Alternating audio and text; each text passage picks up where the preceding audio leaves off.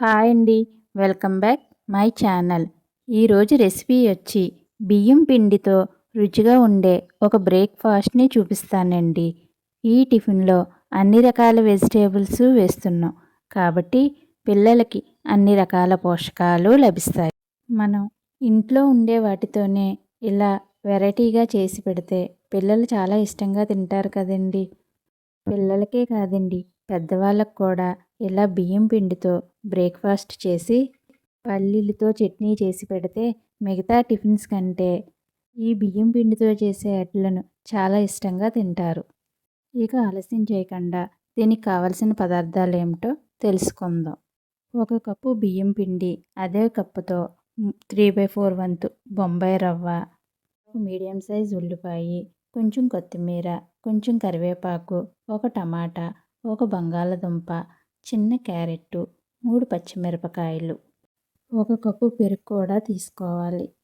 ముందుగా ఒక మిక్సీ జార్ని తీసుకొని దీంట్లో బొంబాయి రవ్వను వేసుకొని మెత్తగా గ్రైండ్ చేసుకోవాలి. ఇలా గ్రైండ్ చేసుకున్న బొంబాయి రవ్వలో ఒక బంగాళదుంపను తొక్క తీసి చిన్న ముక్కలుగా కట్ చేసుకొని గ్రైండ్ చేసుకోవాలి. ఈ విధంగా గ్రైండ్ చేసుకున్న బొంబాయి రవ్వ, బంగాళదుంపన పేస్ట్ని పక్కన పెట్టుకోవాలి. ముందుగా ఒక బౌల్ తీసుకొని అందులో ఒక కప్పు బియ్యం పిండిని వేసుకోవాలి. మనం ముందుగా గ్రైండ్ చేసి పెట్టుకున్న బొంబాయి రవ్వ, బంగాళదుంప పేస్ట్ని కూడా వేసుకోవాలి. దీంట్లోనే టేస్ట్కి సరిపడా ఉప్పు వేసుకుని ఇవన్నీ బాగా కలిసేలా కలుపుకోవాలి. ఇలా అంతా మిక్స్ చేసిన తర్వాత ఒక మీడియం సైజు ఉల్లిపాయని చిన్న ముక్కలుగా కట్ చేసుకొని వేసుకోవాలి.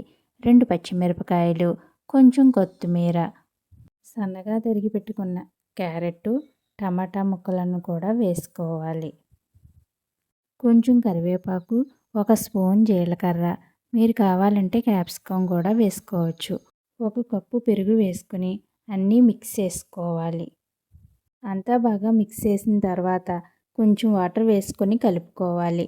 ఒకేసారి ఎక్కువగా వాటర్ వేస్తే లూజ్ అయిపోతుంది. అందుకని కొంచెం కొంచెంగా వాటర్ వేసుకొని కలుపుకోవాలి.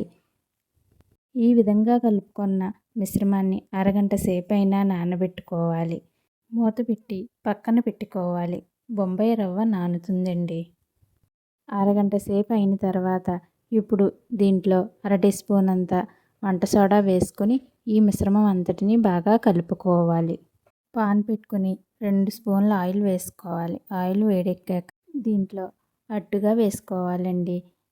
ఫ్లేమ్ని సిమ్లో పెట్టుకుని మూత పెట్టి 3-4 నిమిషాల పాటైనా ఉడికించుకోవాలి.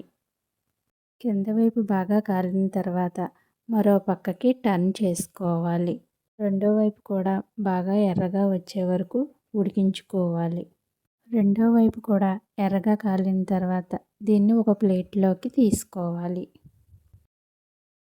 అదే పాన్లో మిగతా పిండితో కూడా అట్లు వేసుకుని రెండు వైపులా చక్కగా కాల్చుకోవాలండి. ఫ్లేమ్ని సిమ్లో పెట్టుకుని ఈ అట్లను కాల్చుకోవాలి.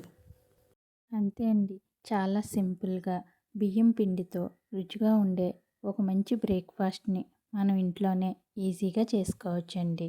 ఈ టిఫిన్లో అన్ని రకాల వెజిటేబుల్స్ వేస్తున్నాం కాబట్టి పిల్లలకి అన్ని రకాల పోషకాలు లభిస్తాయండి. ఈ టిఫిన్కి మంచి కాంబినేషన్గా పల్లీ చట్నీ చేసుకుని తింటే చాలా టేస్ట్గా ఉంటుంది.